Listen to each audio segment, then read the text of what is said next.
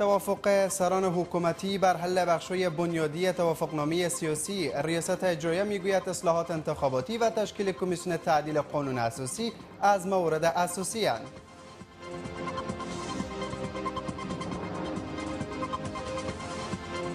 نهادهای امنیتی ناتوان در بازپسگیری ولسوالی جانیخیل. برخی از نمایندگان مردم پکتیا هشدار می‌دهند اگر جلب ناامنی گرفتن نشود ولایت‌های همجوار نیز در تهدید جدی قرار می‌گیرد.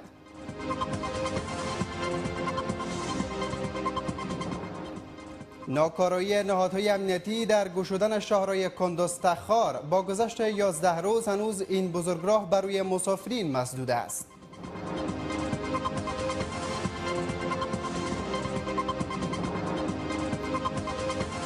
و حمله مرگبار انتحاری در یمن بیش از 60 کشته بر جا گذاشت.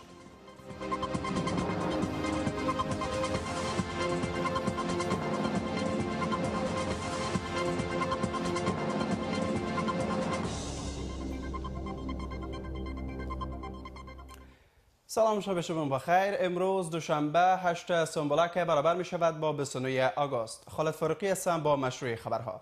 رئیس جمهور و رئیس اجرایه روی حل اختلاف‌های بنیادی توافق کردند. ریاست اجرایه میگوید در دیدار دیروز رهبران حکومت روی آغاز روند تطبیق بخش‌های بنیادی توافقنامه سیاسی در هفته جاری توافق شد و اما هنوز اختلافات پایان نیافته است. گفتگو میان رهبران حکومت وحدت ملی در همین هفته نهایی می شود، اما ریاست اجرایه هشدار می‌دهد که اگر رئیس جمهور به تعهداتش پابند نماند کاخ سپیدار گزینه بدیل را پیاده خواهد کرد. یا ایها الذین آمنوا صلوا علیه و سلموا. بنبست شکست. افغانستان به بحران نخواهد رفت. دیروز دو شریک قدرت برای سومین بار روی حل تنش‌های سیاسی گفتگو کردند که درباره آغاز روند عملی اصلاح نظام انتخاباتی، توزیع شناسنامه‌های برقی، تشکیل کمیسیون تعدیل قانون اساسی برای تغییر ساختار نظام و تعیین اعضای کمیته نظارت بر تطبیق توافقنامه سیاسی و توافق رسیدند. اما این توافق به معنای پایان اختلاف‌ها نیست. در نشستی که بین رئیس جمهور و رئیس اجرایه صورت گرفت توافق شده که برای 4 مورد کارا در این هفته نهایی شد و یکی از اونها تشکیل یک کمیسیونی است که در توافقنامه سیاسی به خاطر تعدیل قانون اساسی باید ایجاد شد. جدول زمانی برای عملی شدن تعهدات ارگ نیز مشخص شده است. چندین دیدار دیگر هم صورت خواهد گرفت، اما در هفته جاری اختلافات کلاً بین دو رهبر نهایی و برداشته خواهد شد. اما اگر ارگ تعهد شکنی کند چه؟ اگر چنین نشد طبیعتاً موضوع ما بسیار روشن بوده که گزینه‌های دیگه هم هست که در مشوره با متحدین و مردممان با باید از اونها استفاده بکنیم. هنوز هم با پابندی رئیس جمهور به تعهداتش بسیاری ها با تردید می‌نگرند. اگر تفاهم استوار و محکم نباشه، شکننده باشه، ضررش هم به نظام میرسه هم به مردم افغانستان میرسه. من فقط امیدوار هستم اما باور ندارم که این تفاهم خیلی آنین باشه. همسویی سیاسی دو رهبر حکومت اثرگذار در وضعیت سیاسی، امنیتی و اقتصادی کشور پنداشته می شود. نقطه نظر امنیتی، اقتصادی، اجتماعی، سیاسی از تمام ابعاد که ببینیم وضع افغانستان بسیار خراب است و همین خودش ایجاب میکنه که باید است در بین دو قوی که در رأس حکومت قرار دارند تفاهم به وجود بیاید. اگر تفاهم مصنوعی باشه خودشان بدنام میشن، افغانستان برباد میشه. عدم تطبیق توافقنامه سیاسی و انحصار قدرت از سوی ارگ عامل اصلی تنش‌زا بین رئیس اجرایه و رئیس جمهور خوانده می شود که بسیاری ها در آینه آن آینده پر از بیم بحرانی را برای افغانستان می نگرستند. ولسوالی جانیخیل ولایت پکتیا هنوز در کنترل طالبان است. شمار از فعالان مدنی و نمایندگان مردم این ولایت از عدم اقدام فوری نهادهای امنیتی برای بازپسگیری ولسوالی جانیخیل میگویند که ادامه ناامنی‌ها در پکتیا ولایت‌های خوست، پکتیکا و لوگر را نیز با سقوط روبرو خواهد ساخت. اما مقام‌ها در وزارت دفاع ملی میگویند که عملیات به هدف سرکوب و قبض زدن شورشیان از این ولسوالی ادامه دارد. ولسوالی جانیخیل پکتیا شنبه شب به دست طالبان سقوط کرد. گفته می شود که مخالفین مسلح پس از چندین ماه محاصره این ولسوالی کنترل جانیخیل را به دست گرفته و حتی مقدار زیاد از تجهیزات جنگی نیروهای امنیتی را با خود بردند. حالا شمار از نمایندگان مردم پکتیا از حکومت مرکزی می‌خواهند تا کسانی که در سقوط این ولسوالی دست داشتند را بازداشت و کیفری نماید. کچری دغه توجه ونکي مرکزی حکومت هم ولایتي اداره بیرته دغه ولسوالي ونیسي ټول ولس د دولت نه مایوسه دی. نور اخیری د دوی ته نور څه نه دی پاتې، قانوني او قانوني لاره بینسي.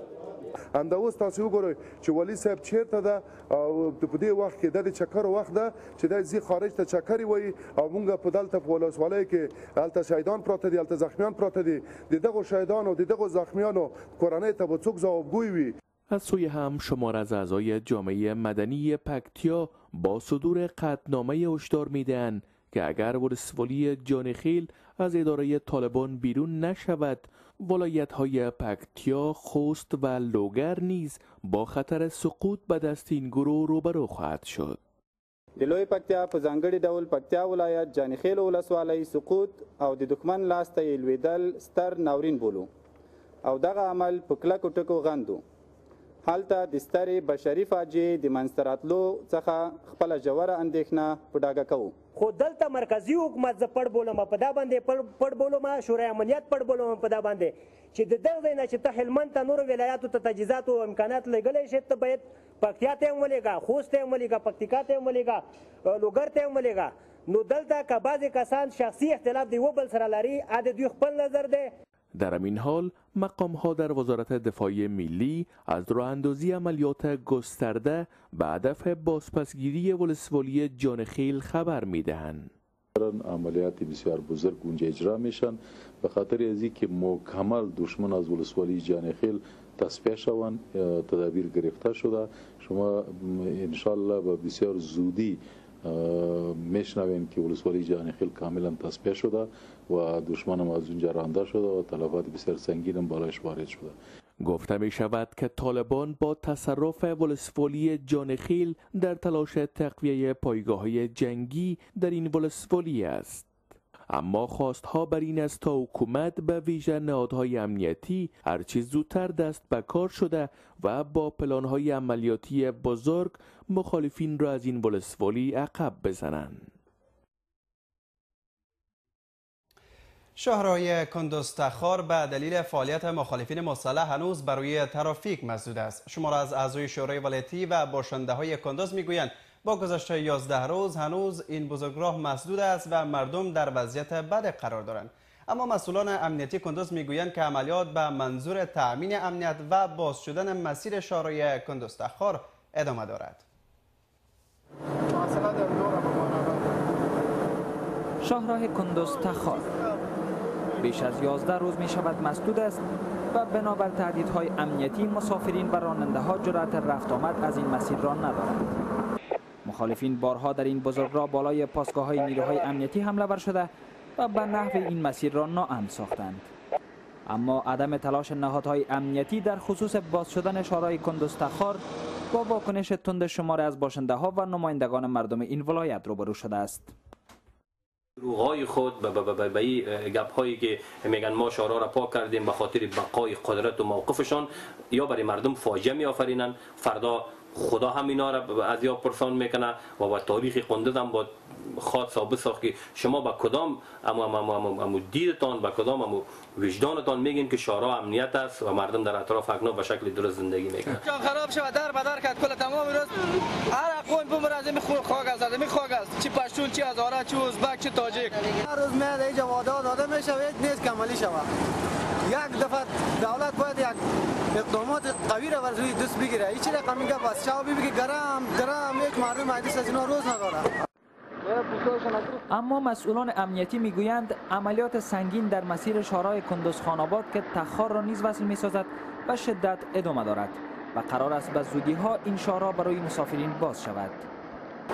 من د کندوز خان آباد په لاره کې تصفیې عملیات شروع کړي دي چې الحمدلله زموږ عملیات په ډېر کامیابۍ سره روان دي او لارې تصفیه کوو او د لارې خوا شاته چې د کلي قریب قصبې دي دا هم تصفیه کوو اول ته نوې امنیتي پوستې جوړو چې تاسو په جریان کې چې اوس زموږ قوتونه تقریبا د ملرغي په ساحه کې دي او خو خان آباد ته مرکت را کړی دی چې خان آباد کې فعلا یو څه مقاومت و خو هغه مقاومت هم اوس د منځه تللی. اکنون در اطراف کندوز تهدیدهای امنیتی پابرجاست. چنانچه مردم این ولایت بدین باورند که اگر مناطق آقتاش، کنام، حضرت سلطان و بوزکندهاری از وجود مخالفین پاکسازی نشود، شاهراه کندوز تخار تامین امنیت نخواهد شد و یک بار دیگر مرکز کندوز با خطر سقوط روبرو خواهد شد. اکثریت معادن هرات غیر قانونی و خودسرانه استخراج می شوند. مسئولان دیدبان شفافیت افغانستان در هرات با نشر گزارش می گویند که مقام‌های بلندپایه حکومتی و کارمندان ریاست معادن این ولایت با بابت استخراج غیر قانونی معادن هرات با زورمندان محلی همکاری می کنند. در همین حال فعالان مدنی و اعضای شورای ولایتی هرات با نگرانی از فساد گسترده در قراردادهای استخراج معادن این ولایت می گویند که تا شفافسازی این پروسه معادن استخراج نشود. معادن هرات در تاراج زورمندان محلی و مقام‌های بلندپایه حکومتی قرار دارد. به تازگی مسئولان دیدبان شفافیت افغانستان گزارش داده است که معادن هرات از سوی زورمندان محلی، مقام‌های بلندپایه حکومتی و حتی کارمندان ریاست معادن این ولایت غیرقانونی و خودسرانه استخراج و تاراج می شوند. موضوعی که دیدبان شفافیت افغانستان را وادار نمود تا با برنامه دو روزه مردم را از این وضعیت آگاهی دهد.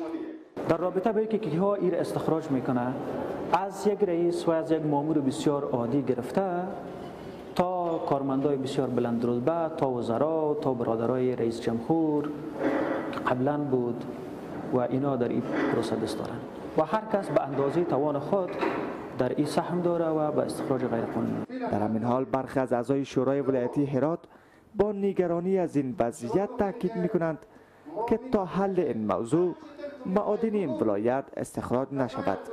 اگر به این روال باشه باورمندی هستم که بگذاریم کمی دیگه هم معادن ما بمانه تا یک حکومت متحد بیایه، یک حکومتی که دلیو بسوزه، مردمانی که دلیو بسوزن و سرمایه ها را از بین نبرد.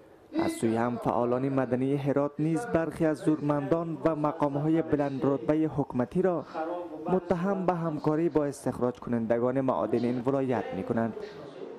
معادن بر اساس روابط، بر اساس فسادی که وجود داره اینا توزیع میشه و واگذار میشه. این هم باعث نگرانی بسیار عمده است که باید جامعه افغانستان داشته باشه. من به عنوان یک شهروند سخت نگران میشم به خاطری که چیزی که هر روز از این کشور بیرون میشه او حق ما و حق صدها شهروند دیگه از این کشوره. معدن زغال‌سنگ هرات که همون شکل که طبق قراردادی که شده و استخراج از اینا مشخص، اما متاسفانه این به چند برابر استخراج میشه که از این کسی پرسان نمیکنه، نظارت وجود نداره. بر اساس گزارش مسئولان دیدبان شفافیت افغانستان، کارمندان اداره معادن هرات نیز در استخراج غیرقانونی معادن این ولایت دست دارند. خواستیم در این مورد دیدگاه مسئولان این اداره را با خود داشته باشیم، اما با تلاش‌های مکرر آنان حاضر به پاسخگویی نشدند. رئیس جمهور غنی در سفرش به ولایت بامیان از تامین انرژی برق این ولایت به زودی ها خبر می دهد. آقای غنی می گوید که حکومت با در نظر داشت امکانات دست داشته متحد به تطبیق برنامه‌های زیربنایی و انکشافی در تمامی ولایت ها است. از سوی هم والی بامیان از رئیس جمهور می خواهد تا در حل مشکلات مردم این ولایت توجه جدی نماید. نخستین سفر رئیس جمهور غنی به ولایت بامیان. محمد اشرف غنی به مردم بامیان اطمینان می‌دهد که تامین انرژی برق در اولویت کاری حکومت است و به زودی این ولایت روشن خواهد شد. آقای غنی تاکید می‌کند که حکومت با در نظر داشته امکانات دست داشته تلاش دارد تا برنامه‌های زیاد اقتصادی و انکشافی را در تمامی ولایت‌ها تطبیق کند.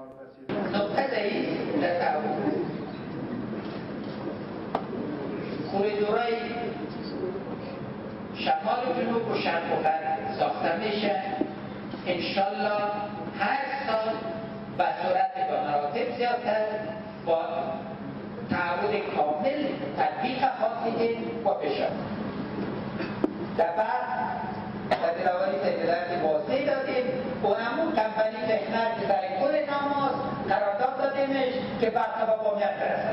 بامیان روشن میشه، بامیان در تاریکی نمیمونه. در همین حال والی بامیان از رئیس جمهور میخواهد تا در قسمت ساخت و ساز جاده ها تامین انرژی برق و رسیدگی به مشکلات مردم توجه جدی نماید.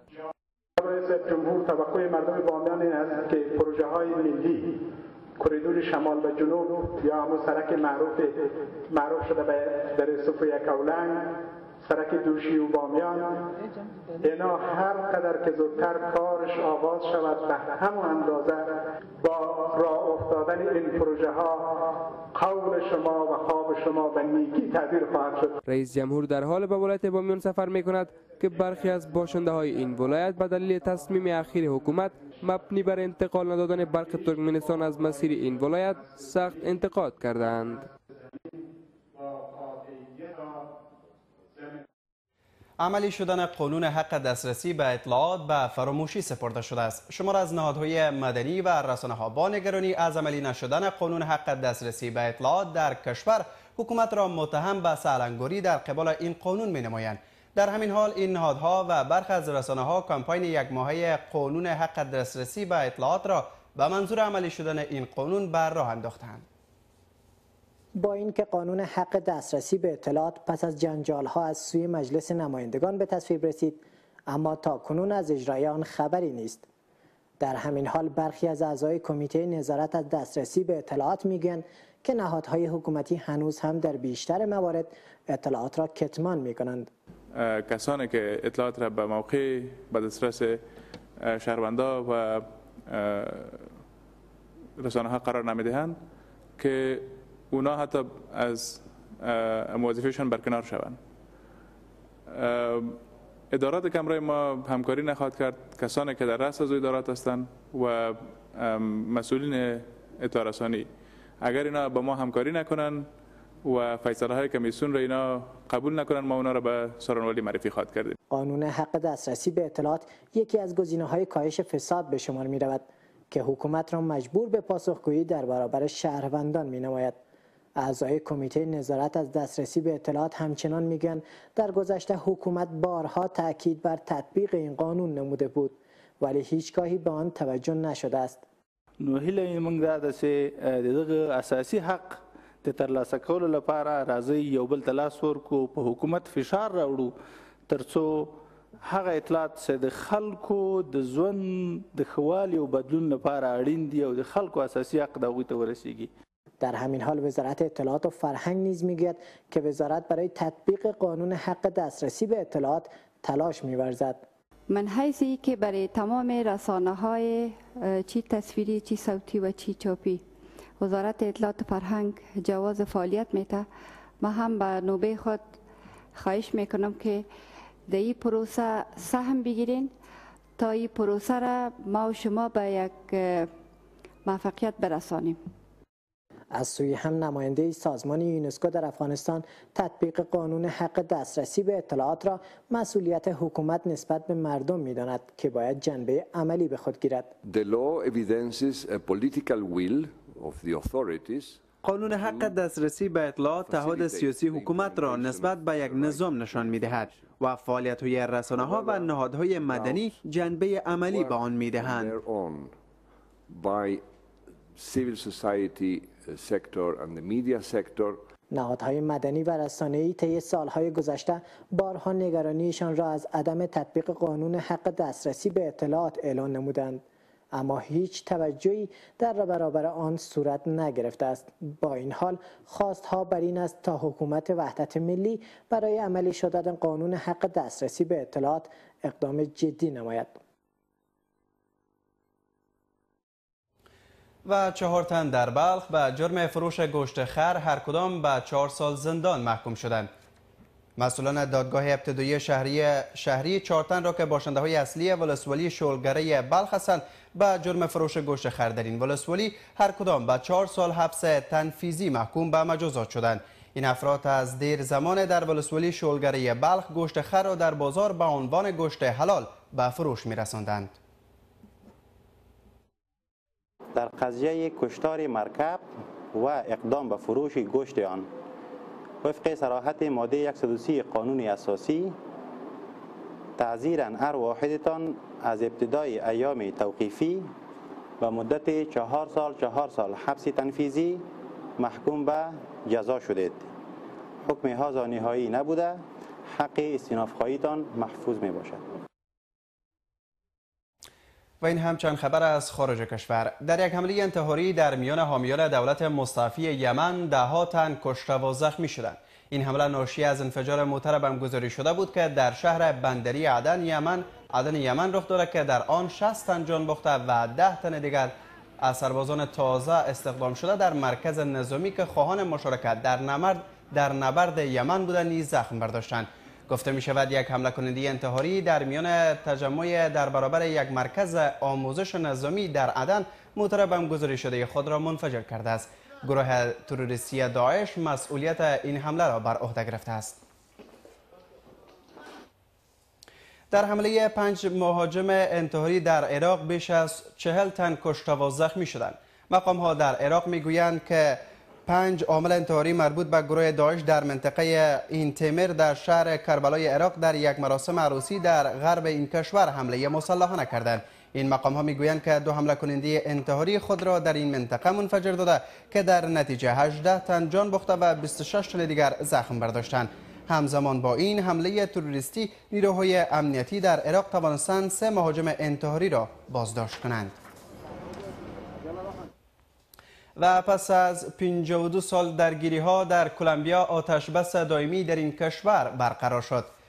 فرمانده نیروهای مسلح انقلابی کلمبیا اعلام کرد که نیروهای وی بامداد امروز حملات خود را متوقف کرده و برای پایان درگیری های خونین میان دولت و گروه شورشی فارک برای برقراری آتش بس و صلح توافق کردند. از سوی هم رئیس جمهور کلمبیا از متوقف شدن حملات نیروهای نظامی کشورش علیه گروه فارک خبر داده است. دولت کلمبیا و شورشیان فارک همچنان با امضای یک پیمان صلح تاریخی برای برقراری صلح و ثبات پایدار در این کشور با یک پیمان نهایی و قطعی دست یافتند.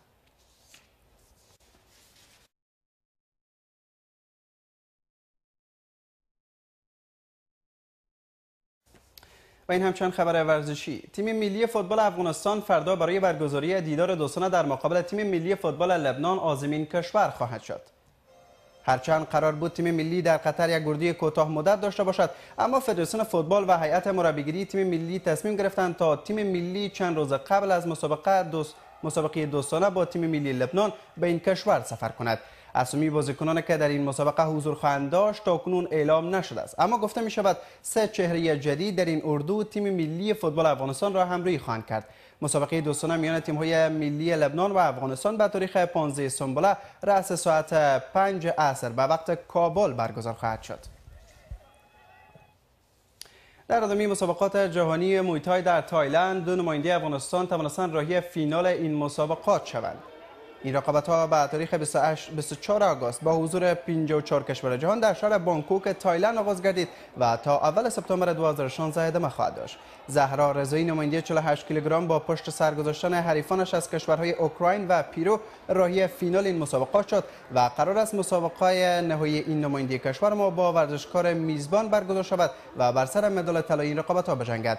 همچنین سهراب رضایی نماینده 45 کیلوگرم افغان به مصاف حریف بلژیکی خود می‌رود تا سهمیه راهیابی و فینال این مسابقات را کسب کند. با پخش وضعیت آب و هوای فردا برنامه خبریمان در اینجا به پایان میرسد. شب و روز خوب و خوشی داشته باشید. الله نگهدار.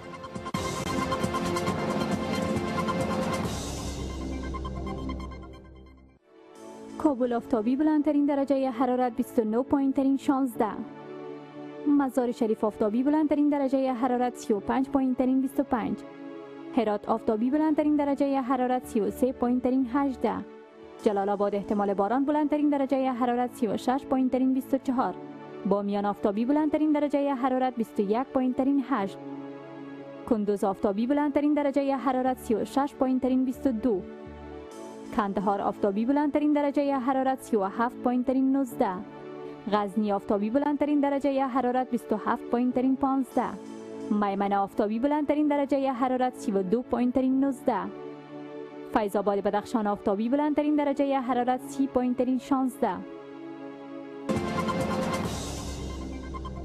اسلام آباد آفتابی بلندترین درجه حرارت 34 پایین ترین 23. دهلی و احتمال باران بلندترین درجه حرارت 31 پایین ترین 26. تاشکند نیمه ابری بلندترین درجه حرارت 34 پایین ترین 19. دوشنبه آفتابی بلندترین درجه حرارت 32 پایین ترین 18. تهران آفتابی بلندترین درجه حرارت 37 پایین ترین 24. دبی آفتابی بلندترین درجه حرارت 42 پایین ترین 30. استانبول آفتابی بلندترین درجه حرارت 28 پایین ترین 22. مسکو احتمال باران بلندترین درجه حرارت 25 پایین ترین 13. بیجینگ نیمه ابری بلندترین درجه حرارت 23 پایین ترین 14. و سرانجام اشخابات آفتابی بلندترین درجه حرارت 38 پایین ترین 23 درجه سانتیگراد پیش بینی شده است.